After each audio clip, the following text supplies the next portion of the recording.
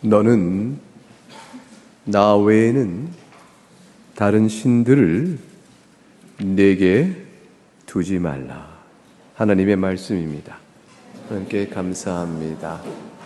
오늘 주보에 나와 있는 순서와 달리 일계명을 강서를 시작하려고 했으나 그에 앞서서 우리가 계명을 받고 듣는 것이 어떠한 의미가 있는 것인지에 대하여 오늘 말씀을 좀 전하고 다음 주부터 일계명을 들어가는 것이 아무래도 좋겠다 생각이 되어져서 내용을 조금 바꿉니다. 그런데 그것은 오늘 여러분이 밖에 나가서 구입해서 보시는 날마다 읽는 교리 양식에 7월 1일부터 한 6일까지의 분량이 되어집니다. 그 내용을 제가 오늘 말씀을 드리고자 합니다. 일단 함께 읽을 소요리문답은 앞서 우리가 살펴본 것들을 다시 짚어보고 대요리문답과 신앙고백서를 통해서 말씀하고자 하는 바를 전하도록 하겠습니다. 먼저 소요리문답 39문을 보겠습니다. 하나님께서 사람에게 요구하시는 의무는 무엇입니까? 하나님께서 사람에게 요구하시는 의무는 그분의 계시된 뜻에 순종하는 것입니다. 하나님께서 40문입니다. 하나님께서는 사람에게 순종의 규범으로 제일 처음 계시한 것은 무엇입니까? 하나님께서 사람에게 순종하도록 제일 처음 계셨던 규범은 도덕법입니다. 도덕법은 어디에 요약되어 있습니까? 도덕법은 십계명에 요약되어 있습니다. 오늘 이제 우리가 살피는 이제 십계명의 말씀은 사실 굉장히 진지하고 신앙의 근본을 돌아보며 우리가 여지껏 하나님 앞에서 신앙생활을 어떻게 해왔나를 돌아보고 또 회개도 하고 또 감사와 기쁨도 누리는 그런 시간이 될 수 있기를 바랍니다. 10가지 계명까지 강설하는 시간이 좀 걸리겠죠. 한 계명을 한 번에 다 마치지 못할 터이니까 그러한 약 반년에 걸칠 쯤 될 만한 시간을 두고 십계명을 살필 터인데 저 자신도 이 십계명을 특별히 날마다 읽는 교리 양식에 이게 진술하고 또 세밀히 살펴 이렇게 하면서 굉장히 많은 시간이 걸렸어요. 그러니까 다른 부분의 신학 진술보다 훨씬 많은 시간이 걸렸습니다. 한 자 쓰기가 쉽지 않고 그 다음에 저희 신앙을 다 돌아보게 만드는 너무 아픈 찔림이 있고 그리고 괴로움이 있고 내가 신자인가 하는 생각이 들게끔 하는 많은 것들이 있어서 계명 하나 지킨 게 없다는 말을 우리가 피상적으로 해왔는데 이 피상적인 것이 아니라 예리하게 하나님께서 구체적으로 지적을 하세요. 구체적으로. 그래서 신앙생활의 적용이 얼마나 구체적이어야 하는 것인가 하는 것을 처음 배운 것 같아요. 그러니까 제가 신앙생활 어릴 때부터 해와서 쭉 보면은 다 듣고 하는 말씀인데 신앙의 적용이 이렇게 구체적으로 되어져야 하는 것인가에 대해서 의식하고 그리고 또 그걸 놓고 기도하고 저를 만들어가는 시간들이 내가 있었나 돌아보니까 다 두리뭉실 이런 방향만 얘기하면서 살아오고 또 그런 거지. 그리스도 용서를 생각하기도 했지만 하나님께서 그리스도 형상으로 우리를 빚어가신다. 그리고 우리를 만들어 가신다. 라는 것이 어떤 방식으로 되어지는 것인가 하는 것에 대한 새로운 이해, 새로운 인식, 그런 것들이 저에게는 시간들이었습니다. 그런 시간들 가지면서도 실제 생활 속의 적용에는 여전히 거리가 멀었어요. 이제 분명히 아는 것은 뭐냐면 이해력이나 또는 기억하고 있는 것 또는 그거를 잘 설명하는 말의 능력 또는 그것을 아는 지식 이런 외적인 은사가 실제로 신자다움을 만드는 데는 필요적인 요소이지만 본질 그것이 그렇게 작용하는 데는 또 다른 은혜가 필요하다는 것이죠. 그러니까 외적인 은사는 은사대로 끝나요.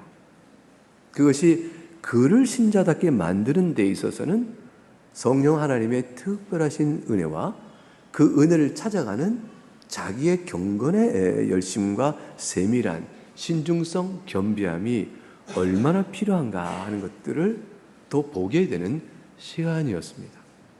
예수 그리스도의 은혜가 없었다면 벌써 죽어요. 십계명은 훨씬 구체적이고 세밀한 적용을 우리에게 말씀하기 때문에 그리스도의 은혜가 아니면 누구도 숨쉴 수가 없는 질식사입니다. 그러한 이 계명의 무게감을 느끼면서 주께서 이스라엘 백성에게 이 계명을 말씀하실 때 이스라엘 백성이 이 계명을 어떻게 받아왔으며 그들이 완전히 멸망할 때까지 이 계명은 그들 앞에 어떻게 작용해 왔는가, 그 역사를 성경을 통해 보게 되면 뭐 한심스럽죠. 그런데 그것은 남 얘기가 아니고 바로 우리들 얘기다 하는 생각을 하게 되어지면서 여러분과 함께 만일 소요리문답을 쭉 이어오는 과정이 아니었으면 십계명 강설이 요만큼까지 갔겠나 하는 생각을 하게 됩니다. 이전에도 나그네 교회에서 십계명 강설을 10번에 걸쳐서 한 적이 있었습니다. 근데 그때는 이렇게까지 구체적 적용이 아니었죠. 그때도 원리를 말했어요. 이런 뜻의입니다. 원리였고 세밀한 구체적 적용의 부분으로 들어가야 한다는 것은 그만큼 단순화시켜서 말을 했구나 하는 생각이 듭니다. 이제 그래서 1계부터 들어가기에 앞서서 먼저 우리가 받고 있는 이 계명의 말씀은 우리가 흔히 율법 이렇게 말하는데 바로 율법 가운데서 도덕법이죠. 도덕법에 관하여 그 위치, 효력, 그 의미에 대해서 몇 가지 살펴보면서 다음 주부터 강설될 내용에 대한 듣는 이에 우리 마음의 심령을 준비할 필요가 있겠다 하는 생각을 하고 저 자신 또한 그 준비하고 있습니다. 먼저 신앙고백서 19장 5절은 이렇게 기록되어 있습니다. 같이 읽어보겠습니다. 도덕법은 다른 사람들뿐만 아니라 의롭다함을 받은 사람들까지 모두에게 복종할 의무를 영원히 부과한다. 있는 내용에 관해서뿐만 아니라 도덕법을 주신 창조주 하나님의 권위란 측면에서 그러하다. 그리스도께서도 복음 안에서 이러한 의무를 어떤 식으로든지 패하지 아니하시며 오히려 더욱 강화하신다. 여러분이 7월 1일자 날마다 읽는 교리 양식에서 살펴본 신앙고백서의 내용입니다. 도덕법은 다른 사람들뿐 아니라 의롭다함을 받은 사람들까지도 적용이 됩니다. 무슨 말이냐면 예수 그리스도를 믿음으로 의롭다함을 받은 자는 이 도덕법과 상관이 없다고 생각하면 안 된다라는 것이에요. 의롭다함을 받은 여러분들, 우리들까지도 말이죠. 이 도덕법에 따라 복종하며 살아야 될 의무가 영원히 부과되어집니다. 우리는 예수 그리스도를 믿음으로 말미암아 의롭다함을 받은 주의 자녀이지만 십계명을 잘 묵상하고 그 뜻을 헤아려 지켜야 할 의무 아래 있습니다.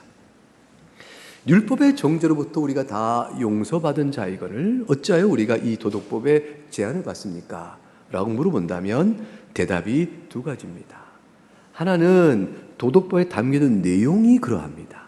그것은 하나님의 거룩하신 성품을 드러냅니다. 하나님의 거룩하신 성품이 담겨져 있는 도덕법은 우리가 하나님 형상대로 되도록 부르심을 받고 있는 그 부름에 따라 마땅히 그렇게 되어져야 합니다. 여기에는 어떤 상황이나 핑계도 불가능합니다. 이것은 하나님께서 이스라엘 백성이 주신 것에 불과하고 지금 시대가 바뀌어 우린 그렇지 않다고 말할 수가 없습니다. 그것은 하나님의 거룩한 성품에 대하여 자신이 어떤 해석을 제기해도 그것은 그 핑계는 허락되지 않습니다. 우선 또 하나의 측면이 있거든요. 창조주의 권위의 측면입니다. 창조주 하나님께서 명하신 것은 피조물에게는 그대로 복종해야 될 의무가 되어집니다. 두 가지죠. 하나님께서 창조주로 명하셨으니 이유 불문하고 반드시 지켜야 될 의무가 부과됩니다. 더구나 의롭다를 받은 자에게는 거룩하신 하나님의 성품이 그대로 실현되기를 바라시니 지켜야 할 내용적 측면에서도 마땅합니다. 그래서 방금 읽은 시장국에서 19장 5절에서 그리스도께서도 복음 안에서 이러한 우리에게 부과된 의무를 예수 그리스도의 의로 우리를 의롭다 하시지만 결코 폐하는 것이 아니요 도리어 강화시킨다라고 말씀합니다. 율법의 의무로 말미암아 행하여 구원받게 하시는 모든 조건은 그리스도로 말미암아 폐하여졌지만 마땅히 성도가 살아야 될 의무로서는 도리어 강화되고 있는 것이다. 어떤 말씀은 더욱더 강화되고 있는 것이죠. 은혜를 받은 즉, 더 큰 은혜를 받았은 즉 의무는 더 강화되어집니다. 타락 후에도 도덕법이 과연 용도가 있을까? 어차피 우리가 부패하여 죄를 범하였으므로 우리에게는 가능하지 않은 일인데 이것이 어떤 용도를 갖는단 말인가? 대요리문답 94문입니다. 제가 묻겠습니다. 타락 후에도 도덕법은 용도가 있습니까? 타락 후에는 누구도 도덕법에 의하여 의와 생명에 이를 수 없습니다. 그러나 도덕법은 타락 후에도 중요한 용도가 있으니 모든 사람에게 공통된 용도가 있고 중생하지 않은 사람에게나 중생한 사람에게나 각기 고유한 용도가 있습니다. 자, 도덕법은 영원히 부과됩니다. 의롭다를 받은 우리들에게도 그렇지 않은 타락한 사람들에게도 모두 영원히 부과되는 것인데, 그런데 모든 데 공통적으로 적용되는 용도가 있어요. 그리고 특별히 중생하지 않은 사람들과 중생한 사람들에게 구별되게 적용되는 용도가 있습니다. 그래서 이 십계명을 읽어가면서 우리는 모든 사람에게 공통적으로 적용되는 용도 앞에 우리는 아멘으로 마땅히 받아야 되며, 거기에 따라 더하여 중생받은 자에게만 적용되는 용도에 따라 우린 또한 아멘에게 받아야 됩니다. 중생한 우리들에게만 적용되는 독특한 율법의 적용의 용도는 중생하지 않은 사람에겐 적용되지 않습니다. 왜냐하면 중생하지 않았기 때문에 그래요. 중생하지 않은 사람은 그렇게 율법이 작용되질 않습니다. 자, 각기 그것은 뭘 뜻하는지 우리가 그 다음 대요리문답 95문을 통해서 하나씩 살펴보겠습니다. 모든 사람에게 도덕법은 무슨 용도가 있습니까? 도덕법은 모든 사람에게 다음의 용도가 있습니다. 첫째, 도덕법은 하나님의 거룩한 성품과 뜻과 사람의 의무를 알려주어 이를 지키도록 의무를 부과합니다. 둘째, 지킬 수 없는 무능함을, 그리고 자신의 본성과 마음과 생활이 죄로 오염됐음을 깨닫게 합니다. 그리하여 이들이 자신의 죄와 비참함을 느껴 겸손하게 되고 그리스도와 그분의 완전한 순종이 자신들에게 필요하다는 것을 더욱 분명히 깨닫도록 도와줍니다. 우리가 예수님 믿기 전에 우리는 이러한 계명의 말씀 앞에서 그 용도의 효과를 얻은 사람들입니다. 우리는 하나님의 계명 앞에서 하나님께서 어떠한 분이신지를 알게 되어졌습니다. 하나님께서는 거룩하신 분이시오. 사람의 그 뜻에 따라 이렇게 의무를 주셨는데 우리가 이 의무를 실제로 지키지 못했구나. 우리가 얼마나 무능하고 무능력한 자인가. 이 무능력은 내 마음에서부터 오는 무능력이구나를 알게 되어졌어요. 우리가 하나님의 계명을 지키지 못하는 까닭, 그 까닭이 어디 있는가 했더니 우리 자신의 본성 자체가, 마음 자체가, 생활 자체가 죄로 흠뻑 오염되어 있어서, 그래서 하나님의 말씀대로 살아가고자 하는 의지와 소원 자체가 없고 그리하여 못 지키는 것이구나. 내가 하나님의 말씀을 지키고자 하는 소원을 갖고 있다 할지라도 그 소원은 매우 미약하여. 그래서 하나님의 말씀의 계명을 항상 지키지 못할 뿐더러 그 계명을 지킨다 할때라도 온전히 지키지 못하고 있는 자기의 문제를 철저히 보게 되어집니다. 그것이 우리와 하여금 깊은 탄식으로 왔고 회개로 오게 되며 우리가 얼마나 죄로 인하여 비참한 자인가를 뼈저리게 보게 한 것입니다. 그걸 보게 함으로 그리스도와 그분이 주시는 완전한 순종만이 나를 의롭게 하는 것이구나 하고 주님의 의를 붙들기 위해서 주님의 피난처로 삼아 그분에게 달려가는 복음의 약속을 우리가 믿게 된 것입니다. 이런 일이 믿는 믿음의 효과가 있도록 우리에게 이 사실을 알려줍니다. 이거는 우리에게뿐만 아니라 지금도 믿지 않는 사람도 하나님의 계명을 부딪히면, 믿지 않는 사람도 그들의 양심에 새겨진 하나의 법이 작용하면 똑같은 효과가 기대될 수 있도록 작용하고 있습니다. 그런데 왜 효과가 드러나지 않을까요? 왜 믿지 않을까요? 왜 그리스도 앞에 피난처 삼아 나오지 않을까요? 우리는 어떻게 해서 나왔을까요? 성령 하나님의 은혜입니다. 하나님께서 이러한 우리들에게 우리 마음에 변화를 주셨어요. 그래서 우리를 하여금 중생의 은혜를 주시고 이 말씀 앞에서 견딜지 못하게 하여 주 앞에 나오게 하신 겁니다. 비록 여전히 본성상 부패한 마음이 우리 가운데 남아있을지라도 우리 마음에 새로운 마음을 주시면서 예수님 앞에 나오도록 하신 거죠.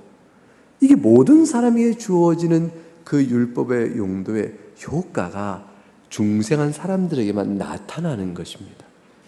중생하지 않은 사람들에게는 이러한 효과가 나타나지 않아요. 도리어 반대 효과가 드러납니다. 대의문답 96문은 이렇게 묻고 답합니다. 중생하지 않은 사람들에게 도덕법은 무슨 고유한 용도가 있습니까? 도덕법은 중생하지 않은 사람들에게 다음의 용도가 있습니다. 도덕법은 이들의 양심을 일깨워 장차 올 진노를 피하게 하고 그리스도에게로 오게 합니다. 그러나 이들이 죄의 상태와 죄의 길에 계속 머물러 있는 경우 핑계할 수 없게 하고 이들을 죄의 저주 아래 둡니다. 그러나 이하의 내용이 바로 중생하지 않은 사람들, 끝내 그렇게 인생을 마감하고 멸망에 이른 사람들에게 미쳐질 그들에게만 적용되는 고유한 용도입니다. 이 용도는 중생한 사람들에게는 미치지 않는 그러한 용도입니다. 여러분이 중생한 자일진데 우리가 중생한 자일진데 우리에겐 상관이 없죠. 죄의 상태와 죄의 길에 계속 머물러 서서 죄의 영원한 저주와 심판 아래 있게 되는 일, 이것은 중생하지 않은 자에게 율법의 계명이 작용하는 효과입니다.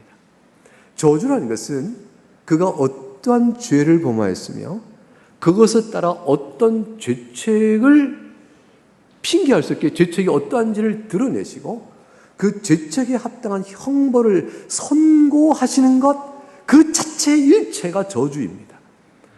저주받은 자여라고 말한 순간 너가 너의 죄로 말미암아 하나님 앞에 죄책을 숨기지 못할 것이며 그의 영원한 형벌의 심판을 네가 선고받은 자라라는 말이에요. 그것은 이미 절망의 선언이야, 최종적 선언이에요.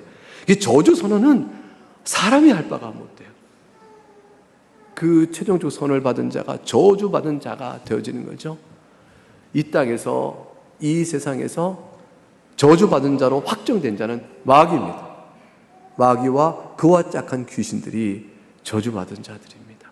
그리고 끝내 하나님 앞에 회개치 않고 그 죄 중에 살다가 인생을 마감한 사람들이 결국은 저주받은 자들이 되어집니다. 이러한 일들이 있게끔 해주는 규칙이요, 규범으로 하나님의 도덕법은 작용하게 되어집니다.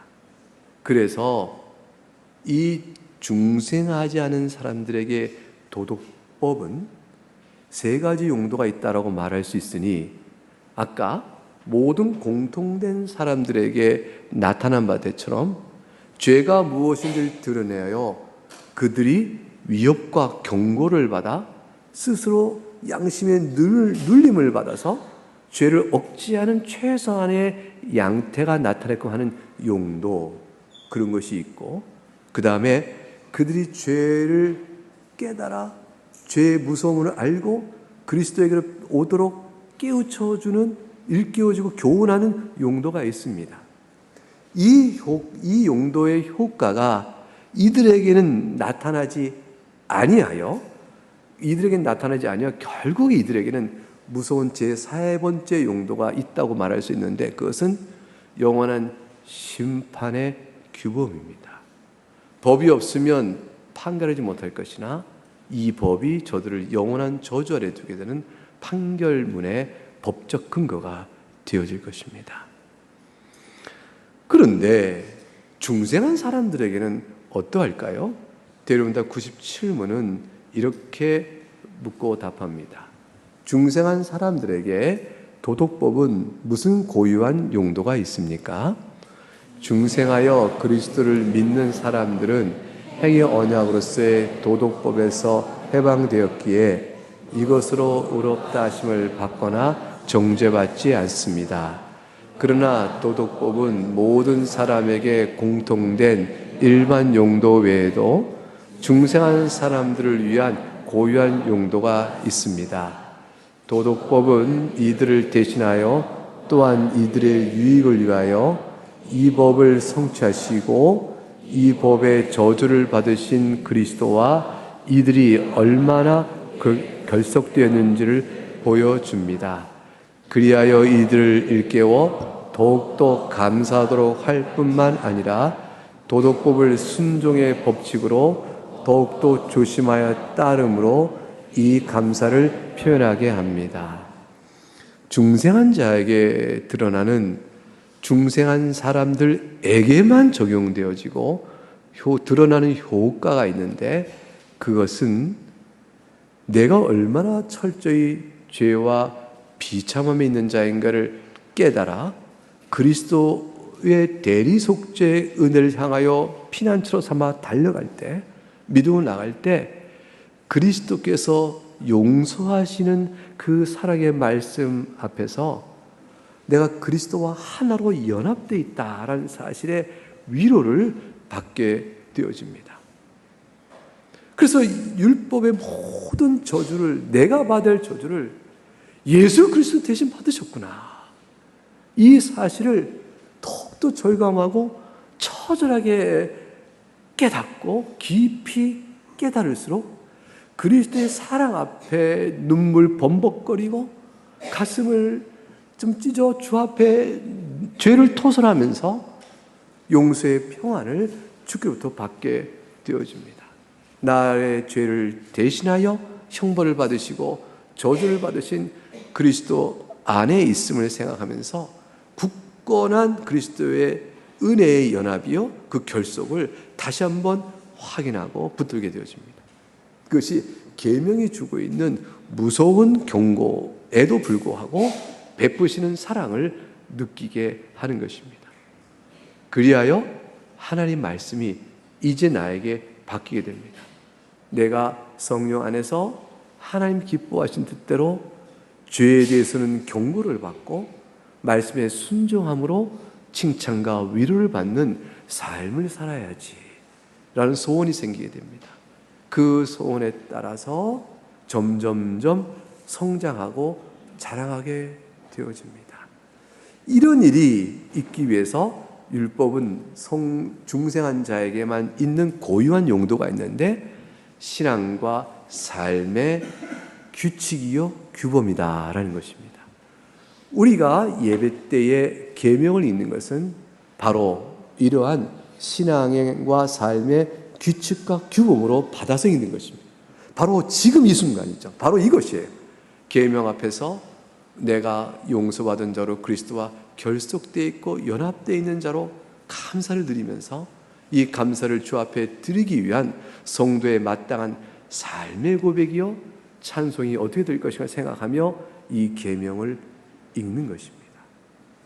따라서 이 계명은 우리에게 정죄의 근거가 아니라 이 땅에 살면서 징계하시는 경고의 말씀으로 사용되어지지만 영원한 저주의 규칙으로는 사용되지 않고 이 땅에 사는 동안 도리어 생명 얻은 자로서의 삶을 증거하는 생명의 규칙이 되어집니다.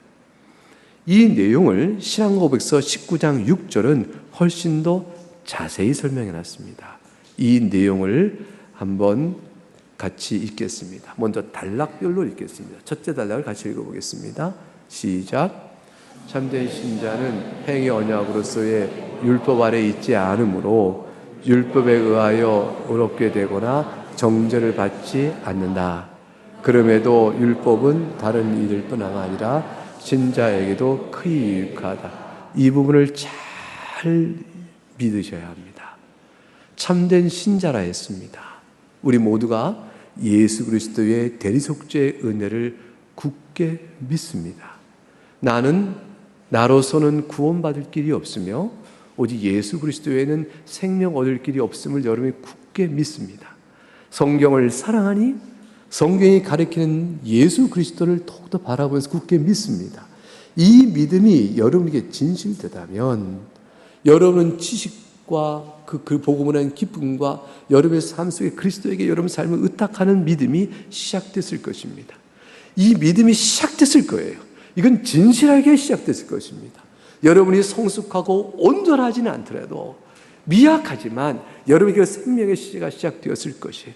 그런 자들은 그리스도의 용서의 은혜 가운데 있습니다. 그런데 율법 자체를 행함으로 흡단받는 것이 아니에요. 1번을 같이 읽겠어요. 시작.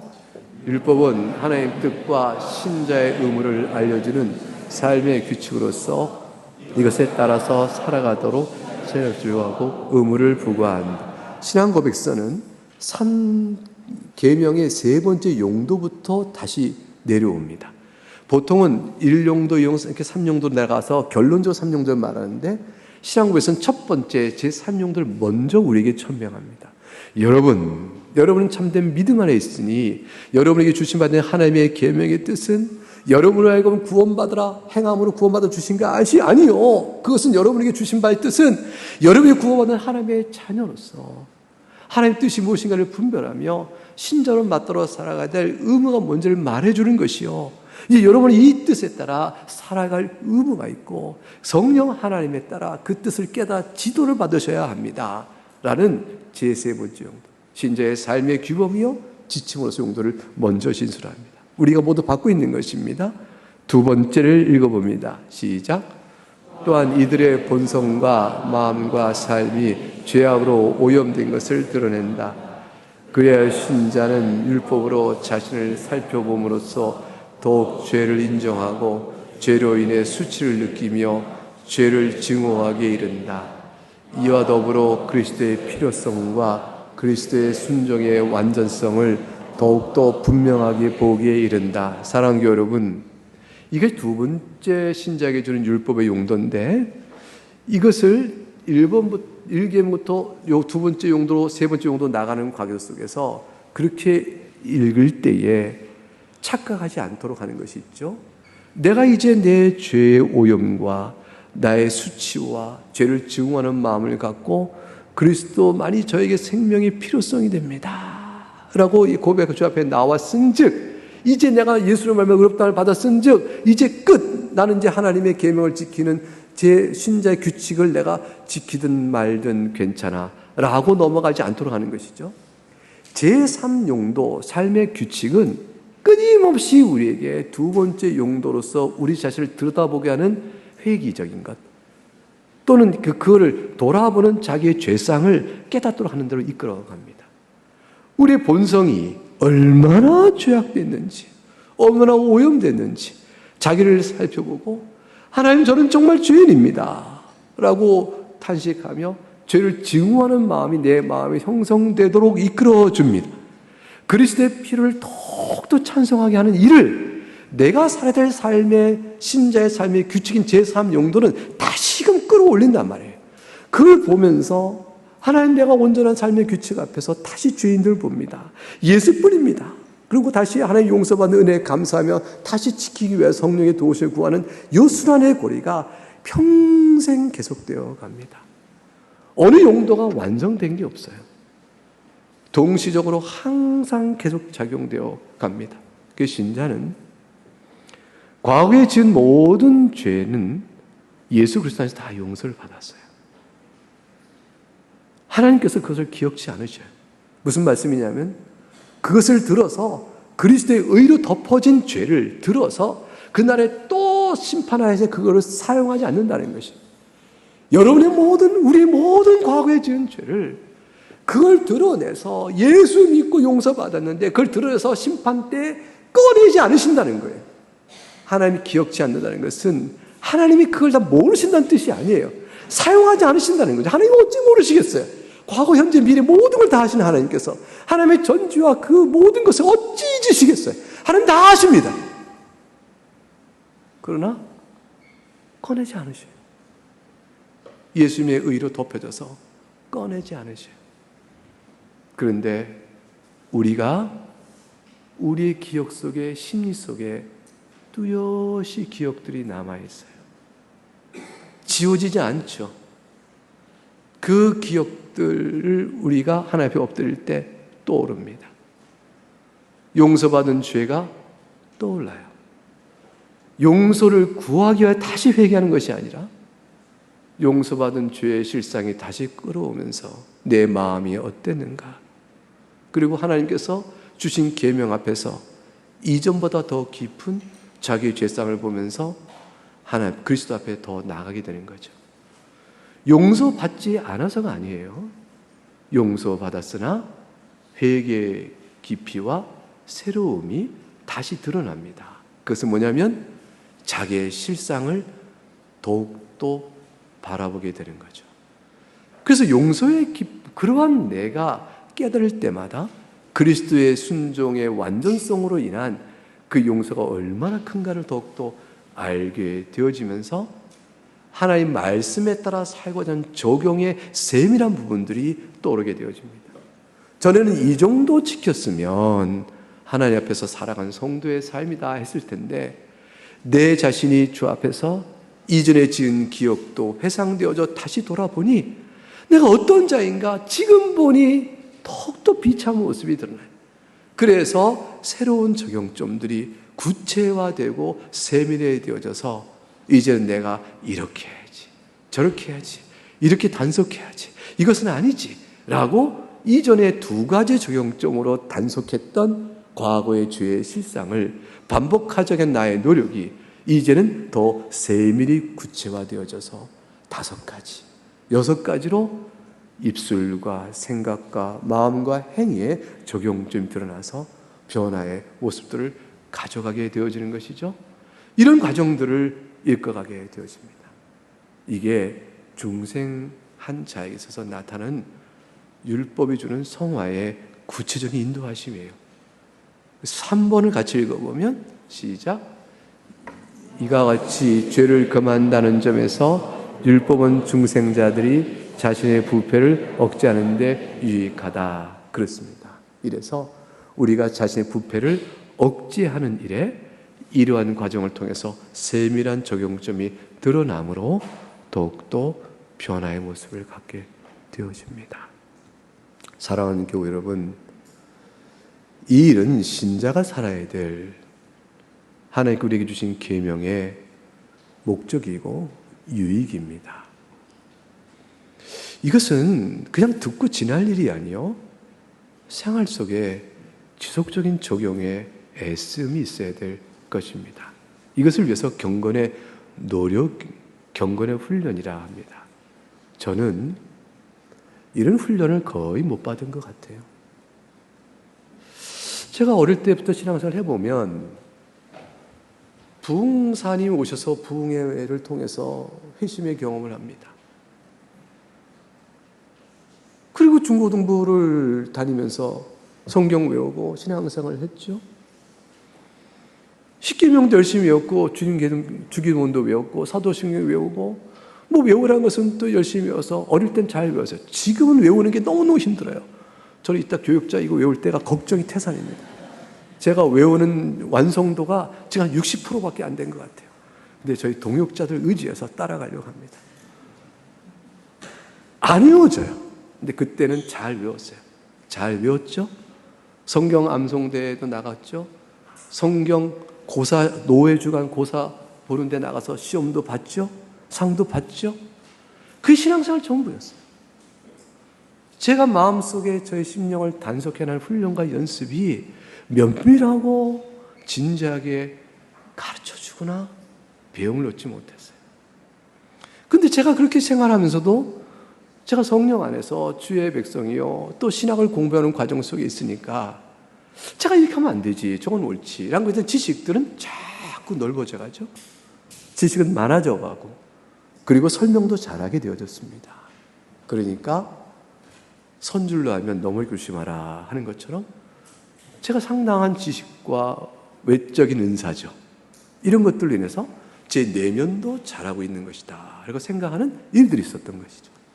지금까지 가만히 생각하니까 그렇게 해온 것인가 하는 생각이 드는 겁니다. 그런데 이 계명을 강설해야 될 지금에 와서 날마다 있는 교리 양식을 쭉 진술하면서 구체적인 적용과 내용의 이치를 따져 곰곰이 생각하니 신앙고백서와 대리문답 소유문답을 제가 얼마나 많이 받겠어요? 여러분과 같이 읽은 이 내용을 저는 거의 다 압니다. 다 설명을 잘해요. 그리고 그 이치도 너무너무 신학적으로 잘 설명한 사람인데 그 설명이 그래서 나에게는 어떠냐라고 들여다보니까 별로예요. 별로예요. 그래서 참 이게 내가 어떻게 신앙생활했는가 하는 생각을 깊이 하게 되어집니다. 여러분 모두는 저보다 훨씬 훌륭하실 것이고 또 잘하고 계셨을 걸 생각합니다. 뭐 저의 얘기인 것이죠. 그 다음에 이어지는 신앙고에서 내용을 볼까요? 4번까지 읽어보겠습니다. 시작. 비록 중생자들은 율법이 경고하는 저주에서 해방되었을지라도 율법의 경고는 이들이 죄로 인해 받아 마땅한 것이 무엇인지 그리고 죄 때문에 어떠한 고통을 일상에서 받게 될 수 있을지를 이것을 깨닫는 인애가 필요한 거죠. 저는 이런 부분을 많이 건너뛴 것 같아요. 율법이 주는 경고가 죄로 인해 받아야 마땅한 것이 무엇인지를, 죄 때문에 이 세상에서 받을 수 있는 고통이 무엇인지를 분명히 말씀해주고 있는데, 예수 그리스도 안에서 용서받았으니 이건 나와 상관이 없지 라고 생각하면서 경고의 말씀에 대수롭지 않게 생각한 것이 없는가, 이런 것들이 생각이 되어집니다. 예수 그리스도 안에서 죄의 용서는 받았지만 하나님께서는요, 우리가 변화되기를 원하시거든요. 하나님께서는 우리와 인격적 교제 속에서 우리가 변화되기를 원하시기 때문에 경고를 경고로 듣기를 원하시는 것이에요. 경고는 구원받지 못할 것이란 죄의 짐에 눌리는 압박감이 아니라 하나님의 뜻에 따라 비추어 영적으로 새로워지길 바라는 근심의 태도이니 하나님이 기뻐하시는 근심인 거죠. 이 경고를 정직하게 받아야 될 필요성이 있는 것입니다. 그런데 그리스도 안의 용서를 자랑하면서 이 경고에 대해서는 가볍게 지나간 일들이 많았지 않은가, 이런 생각이 들었습니다. 그래서 그 다음 문제, 그러나 위로가 있어요. 5번, 그 다음 5번 읽어볼까요? 시작. 마찬가지로 율법의 약속은 하나님께서 순종을 인정하시는 것을 보여주며 율법을 행함으로 인하여 어떤 복을 기대할 수 있는지를 보여준다. 비록 행위 언약 아래서 마땅히 주어지는 것처럼 율법에 따라 주어지는 것은 아닐지라도 이러한 일을 기대할 수 있다. 율법이 선을 격려하고 악을 제지하기 때문에 사람이 선을 행하고 악을 억제한다고 해서 그가 은혜가 아니라 율법 아래에 있다는 것을 보여주는 증거는 아니다. 하나님께서는 우리에게 계명을 보면서 약속을 더해 주셨습니다. 우리가 계명을 읽어가면 알게 됩니다.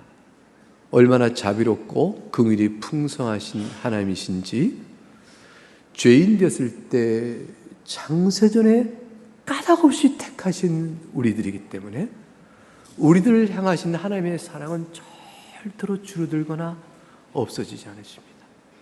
그 사랑 안에서 우리를 향한 궁극적인 목적은 경고로 인하여 위협감에 두려워 떨게 함이 아니요 변화하여 하나님의 말씀을 순종하고 지켜나갈 때 하나님이 얼마나 기뻐하신 걸 알고 하나님과 평안의 화평의 교통을 누리게 하신 데 있습니다. 그러므로 행위 언약에 따라 주어지는 복이 아니에요. 하나님께서 다만 기뻐하심을 나타내 보이셔요. 누구에게?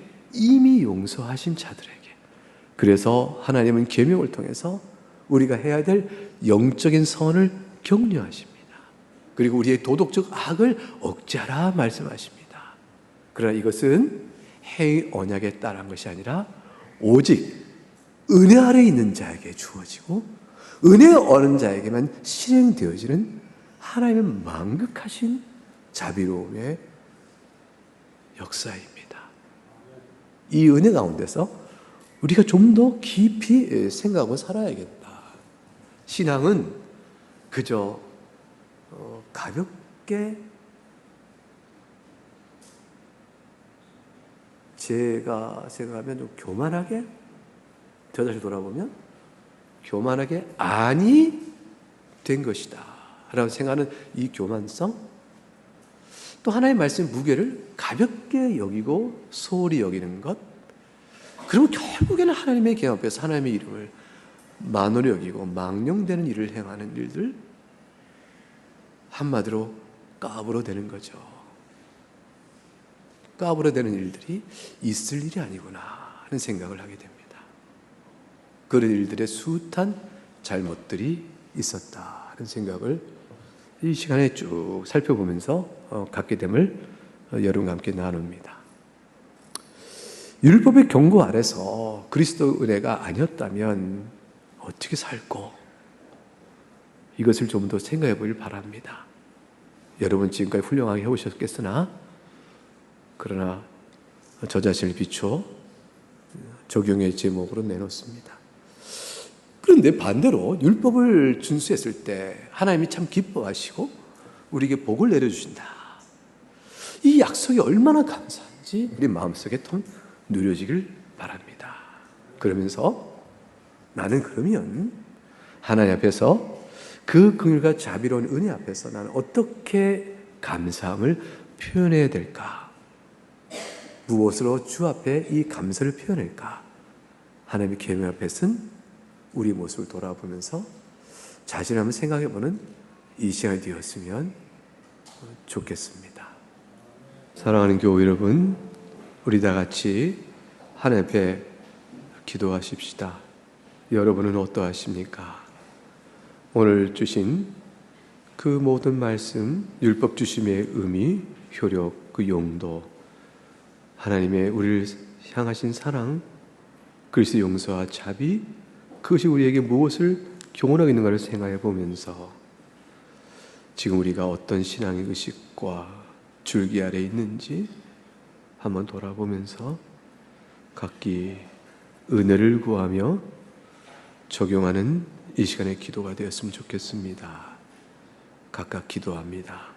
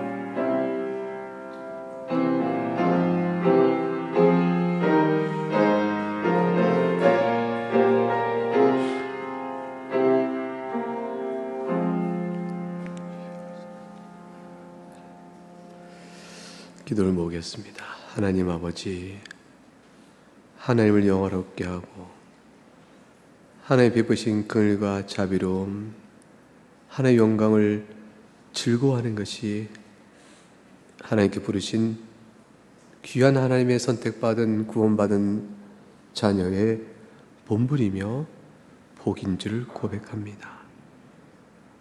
우리 가운데 하나님을 영화롭게 하지 아니하니 우리에게는 그 복 누림이 없었고 하나님을 즐거워할 줄 몰랐으며 신앙은 그저 신앙생활이었습니다.